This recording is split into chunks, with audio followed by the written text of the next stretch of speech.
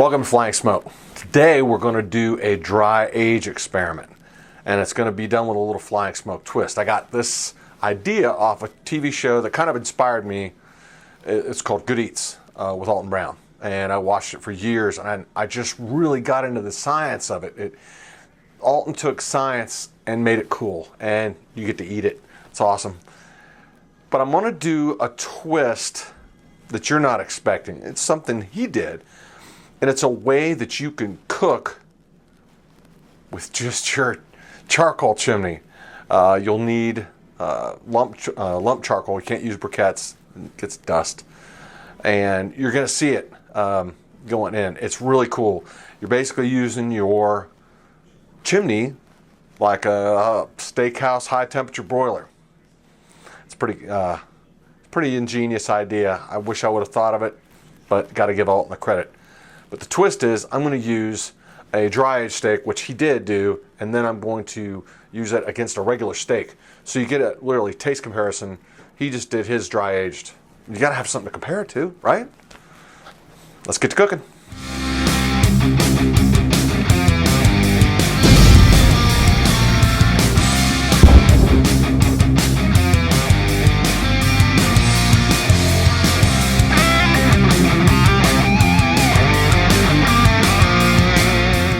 Alright, today we are going to do an homage to, tribute, for those of you who don't want to have to Google what homage means, to Mr. Alton Brown, and one of the shows that kind of impacts my life, even to this day. I still watch it on, I guess you call them reruns. It's called Good Eats. It's a show that really impacted my life so much so that we still have a little thing for it, for Good Eats in here. I like to watch Alton because he brings science to it. It's another reason I follow Meathead at AmazingRibs.com, because they take the folklore out of it and they really put science into it. So what we're going to do is we're going to do a steak video, but we're going to add a little twist. We're going to prove Alton Brown right, which is you can dry age your own steaks at home. So, come over here. We have, let me cut this top off here. Carefully, so you can see the whole ribeye. We have two, and those of us in the biz, affectionately called tri-heart steaks. 1, 2, 3. We got the spinalis majoris muscle. We have the actual rib eye itself, and they have this little muscle over here that honestly nobody knows what the name of this muscle is. I've looked for it online, yada yada yada. These still have the tails cut on. They are boneless, but these are, for lack of a better term, probably off the same animal, because boy, they've got some good marbling in them, and we got them at a really good sale at this local meat market. What we're going to do is a process called dry aging. It's when you go to a really upscale restaurant like Ruth Chris here in Memphis, Folks Folly, and there's a couple, obviously in your town you're going to have an upscale, and they'll say, well, this beef has been dry aged and blah blah blah. Well, one of the best places to dry age is a refrigerator. It's cold and it's just great for dry aging. That's what they do. They have whole rooms for it in these fancy restaurants. So what Alton did is I'm going to recreate it, but I am going to put a twist on it. He used a porterhouse steak. I'm going to use a ribeye steak. The process of dry aging is simple. We're going to pick one. I'll let Michelle pick the steak. Pick the one we're going to dry age. Okay, we're going to pick that one. Okay. So what I'm going to do is simple. I'm going to put a little bit of kosher salt on it. Okay, just a little bit. And because I want the steaks to be identical, I'm going to kosher salt this one. All right, I'm going to flip it over. Use my clean hand for this. Put a little kosher salt on it. Doesn't have to be a lot. Just a little bit of kosher salt. And since I'll stick with the right hand here, flip this over here. Oops. So what the salt's going to do is going to pull out a lot of the proteins and this, I know it's not fish, but it's on fish it's called a pellicle, and it's going to help pull some of the water out of the steak. So if the steak is mostly water, and we pull some water out of it by dry aging it, ipso facto, more flavor. So what we're going to do, this is the one Michelle picked here. You can see that here. This is the one Michelle picked. So I'm going to freeze this one for the aging process, and I'm going to keep this one in the dry aging process. And this is all there is to it. You salt it, then you pick it up, and you come over here, Michelle, and I basically got a pie pan. It's a little disposable little aluminum pie pan. I use my little thermometer here because I don't have an ice pick. After the movie Fatal Attraction, every guy in America got rid of their ice picks. Anyway, now you poke 5 holes on each side of it, and then you drove these little bamboo skewers we keep around the house for, when we do skewers, yeah, kebabs. You take your steak that you're going to dry age, okay? You just put it on a piece of paper towel. Okay? Oops. You kind of get it, wrap it in a little blanket. 1, 2, 3, 4. Okay. Oops, could have got that a little better. Sorry. There we go. Oh. Okay. There. Now, it's got a little blanket. We got air going to it. Follow me, Michelle. We're going to put this down one of the coldest spots of the fridge, down here. Okay. All right, it's going to stay there for 24 hours. In 24 hours, we'll come back and we will do the next step. This is a 4-day process, and I hope this comes out right now. It is 9:30 at night on Sunday, July 7th. The year doesn't really matter. All right, the other steak I'm going to freeze, but I want to freeze it in a way that's going to, I don't want freezer burn. If you haven't got one of these, you need to get one. It's a little food saver vacuum. Just in here like that, lock it down, and then vacuum seal.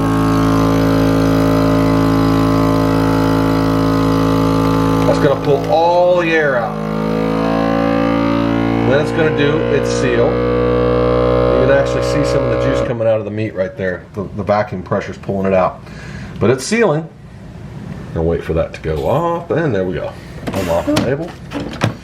Alright, so now we have a perfectly sealed piece of meat. This is going in the freezer.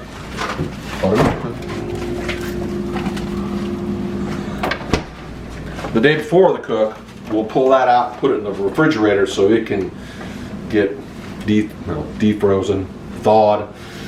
Yeah, a little defrozen, thawed. That was silly. Defrosted. Anyway, so defrosted. At the end of this process, day 3 actually, I will pull the steak that's frozen out and let it sit overnight to thaw next to the steak in here. The first day is going to be when most of the comes off of this steak. The other days it's going to be.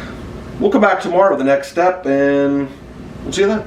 For you, it'll just be go. Day 2. 24 hours up. It's Monday. This is step 2. You come into the fridge and you get out your steak that we are dry aging. Okay, you're gonna have to change the napkin or paper towel in my case. It's gonna be gooey. Don't give me crap. It's just gonna be gooey. Just go slow and it will come off. Then you take your little napkin, put the steak on it.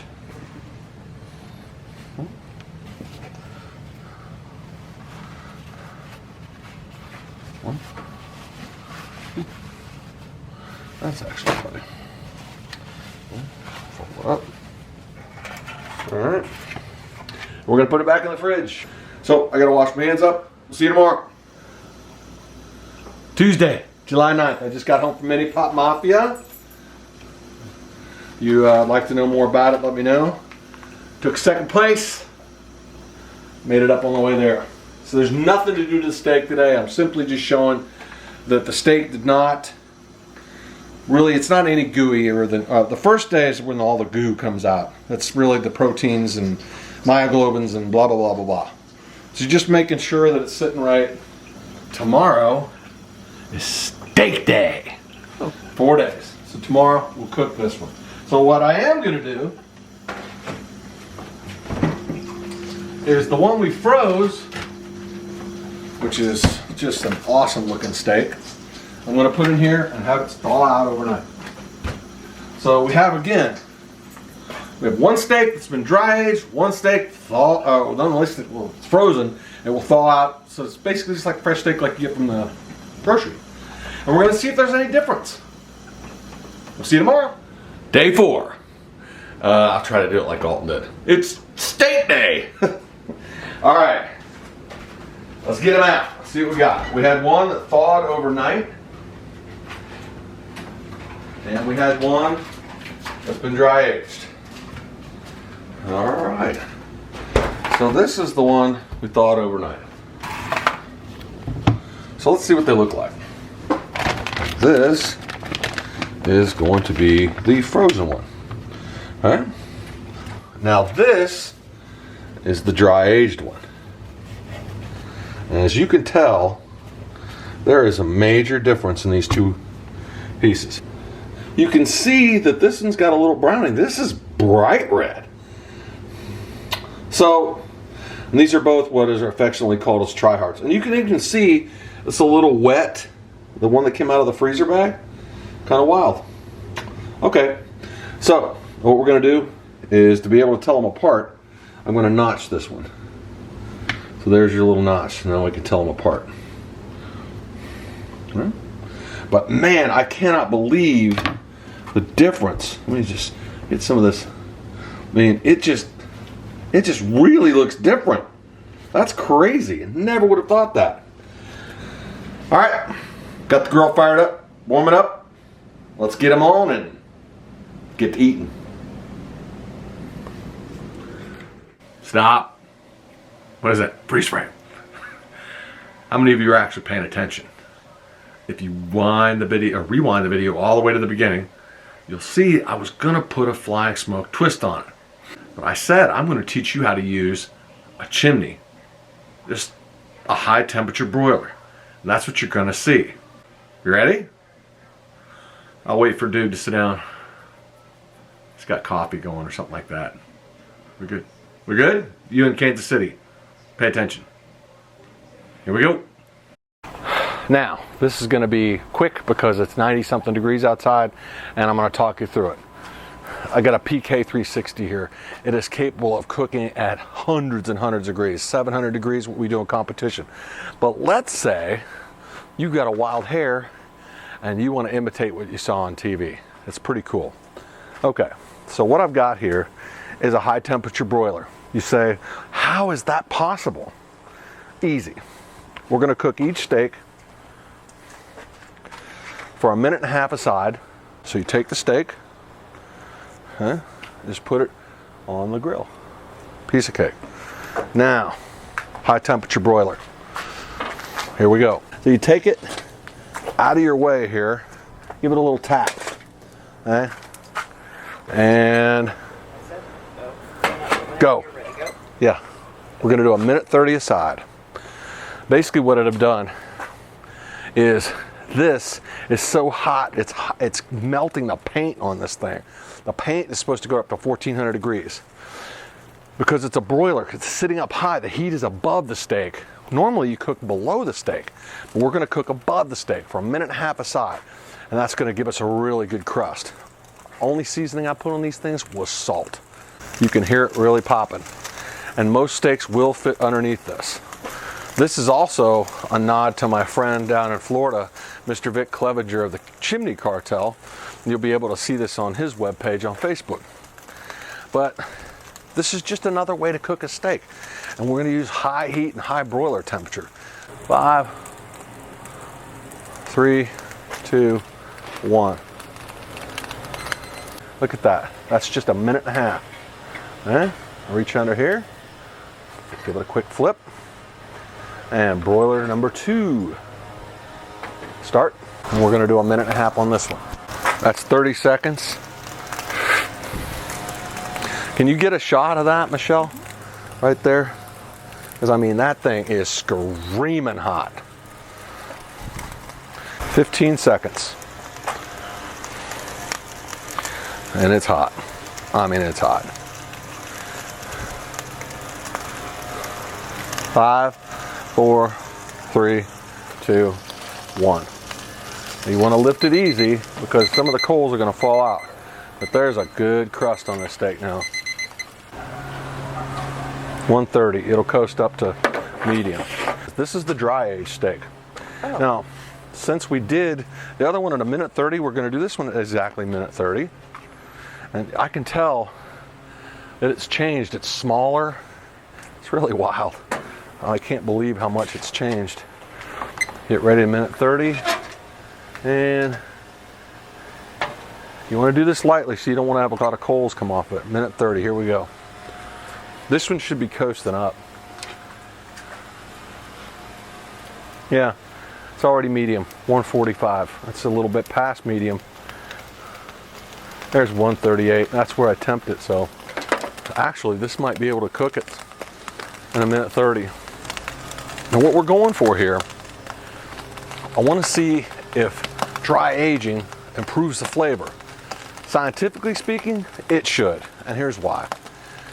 When you take out water, you're making the flavor more intense. This one, perfectly good steak. This one, dry aged, all the water's gone. I think in his TV show, there was like a 20% reduction in weight or something like that. You have to go online and watch it. It's pretty cool. 10 seconds. Now remember, don't bang this around a lot because you'll see the coals. Unfortunately, I got small coals on this one. So I don't want to, wow, that can cook a lot more. Look at that. Yeah, I'm going to flip it over. If it gets a little ash on, that's no big deal. All right, and now round 2. And almost any steak's going to fit underneath there. Here we go, another minute 30. Now remember, this one here, you can tell because it's got a little square notch out of it right there, right on the heel of the steak. You can really hear it. Can you get underneath there and see that? I mean, no, like this. Look at that. Look, that is a hot broiler. I mean, hot. And the reason we're not getting any flare-ups, again, the heat is above it, just like in your oven on a broiler. And honestly, fancy pants steakhouses, that's how they cook your steak. They put a really high 1500 plus degree BTU broiler above it, and it cooks the crap out of it. Steak contests, we put the charcoal below, and the reason we can cook so high and hot is because we have something preventing flare-ups. Everybody always asks me, well, I'm burning my steak. Get you some grill grates. All right, that's it. It's time. It's got a couple little things on it, no big deal. If it gets some ash, it'll wipe right off, no problem. There we go. Just take it, bang it. All the ash is gone. All right, let's temp it. It actually looks a little better. Look at that. 123, 126, right there, 129. It will coast to medium. I am not going to do anything to it. Okay, and that's it. We got to go inside now, and we'll see what the steaks come out like. We're back inside the house. I'll check the temps on the 2 steaks. This one, again, pretty close. It's been off the grill for a while. It's coming back down. There you go, 135. This one, 139, 141, perfect medium. So they're both perfect mediums. All right, they've had a chance to rest. Normally I would put some butter on them, but I don't want to taint this in any way. The only ingredient I used on either of these 2 steaks is salt. So I'm going to take them and cut them just like they would in an SCA contest, right in the middle. This is the dry aged steak. This is the frozen steak. Oops. Come on, baby. Got caught me a little piece of fat there. Okay. So there is frozen steak.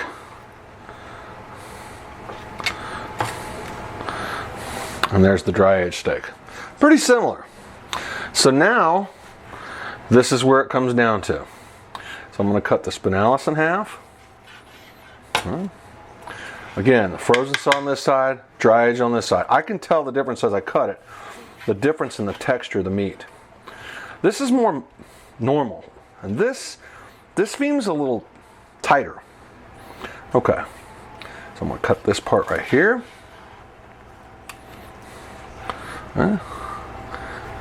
Let's see here. Yep, same spinalis. There's a little tri-heart muscle right there. Okay, so you have over here again frozen. This is not frozen. This is the dry aged steak. All right, so let's try the frozen steak first. Here we go. Michelle. Good.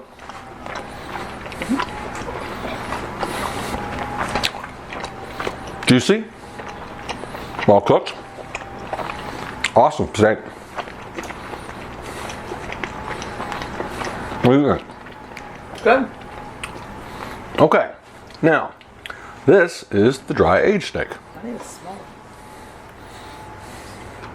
Here you go. And my bite. Dry aged. Oh. There's a difference in there. This is better. It's a little crispier on the outside. A little crunchier. I don't know why. What do you think, Michelle? The same as you. Well, this took the char better. You can look at them and see that. Wow. They both took, and this was the first steak. They're both cooked a minute and a half aside under that uber hot broiler. You can do this at home. All you need is a charcoal chimney. I will tell you this, try to get large lumps. B&B makes a hickory lump that's really got big chunks in it, and it's good because this is cowboy charcoal. It's what I had, and the chunks are kind of small, so they were falling through on top. I did the same on both. This one was first, but the chimney was actually a little hotter on this one. My thoughts, simply this. I got the same basic concept going that Alton did. I just wanted to see the difference. And I'll tell you the difference. The dry aged steak, the flavor is more intense. I took the char more. It's crunchier than the one that was done in the freezer.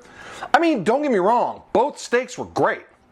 But this one, if I'm going to pay $40 for a ribeye at a restaurant with just salt on it, no flavor. I didn't put any seasonings on this at all. And it's still really good. I might have to... Wouldn't be surprised if I do this at a competition sometime. Anyway, if you like what you're seeing, subscribe. I might do a little post just to wrap up some ideas. And if not, it was fun. Pretty cool, huh? Well, what we learned today. Simple. You can do this at home. You can dry age meat and it will taste as good as anything you can get in any steakhouse. Not quite as good as a steak contest, an SCA steak. But do whatever you want. You can season it. I use just salt because I was worried that the heat from the high temperature broiler I made out of my chimney would burn it. And that's why I stuck with that. Try whatever you want. Let me know how your results are. Your results may vary at home. If you'd like to know how to join the Chimney Cartel, go to Facebook, log on. I'll leave a link below. You can go on and ask for membership. And Mr. Vic Clevenger, the cooking comedian out of Florida, he'll hook you up to things you just never thought you could do with just a chimney. This is just one of the many things you can do that I've shown here today. It took a week to do. Was it worth it? Absolutely. Michelle and I really enjoyed it. Let me know what you think. Leave your comments down below. Subscribe. Hit the like button. I never knew this until I had a YouTube channel, but it really does help us as YouTube creators when you leave comments and you subscribe.